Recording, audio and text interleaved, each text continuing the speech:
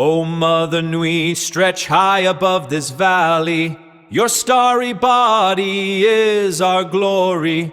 Then see the hawk of yonder Rahur quit, his fiery splendor, oh so mighty. He brings a light for all our weary souls. He makes the broken spirit whole.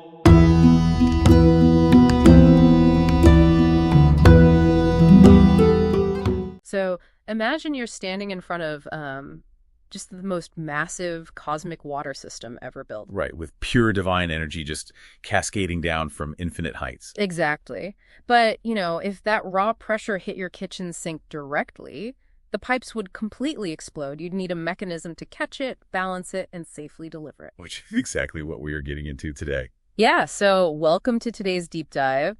We are pulling from a whole stack of Hermetic texts, Jungian psychological analyses, and practical occultism, specifically Dion Fortune's work, to decode that exact cosmic plumbing mechanism. We're looking at Yesod, which is the ninth sephira in the Tree of Life. Yeah. Basically, we're mapping out the cosmological engine room to understand how abstract divine energy actually transforms into the physical reality you interact with every single day. And Yesod sits in this really fascinating spot, right? It's directly above our physical universe, which is called Malkuth.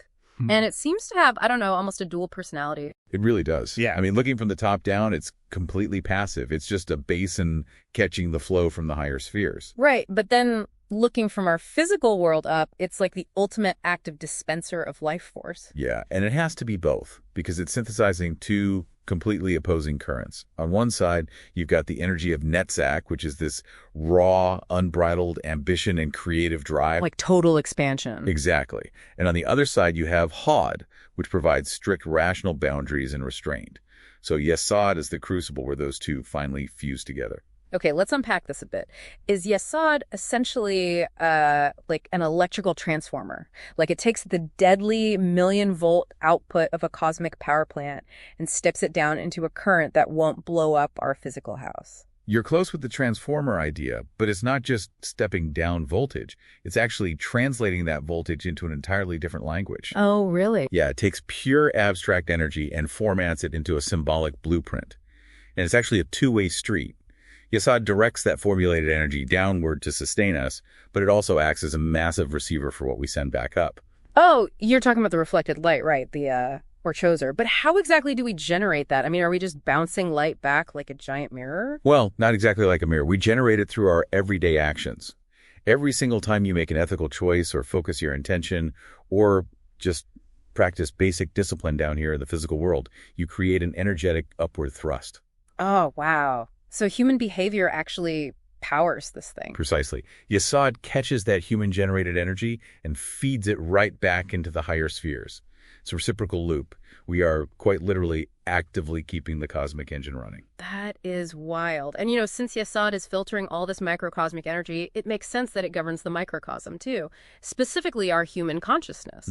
Right? The texts tie Yesod heavily to the generative organs, but also to the Jungian subconscious.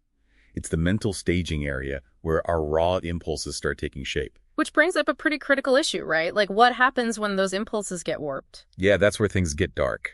Every sephira has a clophothic shadow, a dark reflection. Yesod's shadow is called Gamaliel. It's the domain of deeply repressed psychological trauma, night terrors, and unchecked desires. Freaks. Yeah.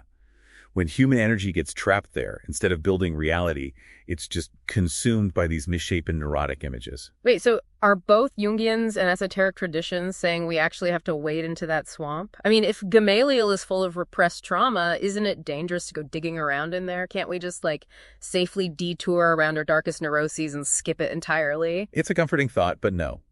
The mechanics of Yesod just don't allow for bypasses. Think about it. If Yesod is the foundation of your reality and you leave a massive pocket of unexamined trauma rotting inside it, that foundation is completely fractured. Right, the whole house is unstable. Exactly. In practical terms, that unintegrated shadow bleeds directly into your life. It manifests as self-sabotage, chronic bad luck, unstable relationships. You absolutely have to look the shadow in the face to purify your subconscious.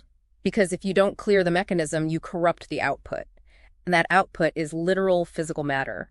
Hermetic Kabbalah calls Yesod the astral plane, or the treasure house of images, right? Where the etheric substance underlying reality is stored. Yeah, and if we want a modern analogy for that, Yesod is basically the universe's source code executing in the background. The physical world you see around you is just the software finally rendering on your screen. Okay, here's where it gets really interesting. Occultists like Dion Fortune focus almost entirely on Yesod because they understand this specific sequence, right? Yes, absolutely. Because you cannot change the image on the screen by just smudging the glass. You have to go into the background and actually rewrite the astral code. So, to manifest physical change, controlling that astral imagery in your subconscious is the absolute prerequisite. You have to purify the foundation first. Because an unpolluted channel is required to safely direct that divine water system we started with. Etheric forms in Yesod slowly gain density until they finally precipitate across the threshold into Malkuth. The thoughts you hold there literally harden into facts. Wow. Which leaves you with this to chew on. If Yesod is a cosmic astral mirror that permanently records every single human thought and emotion into its etheric substance, what kind of underlying energetic blueprint are you permanently engraving into the universe right now?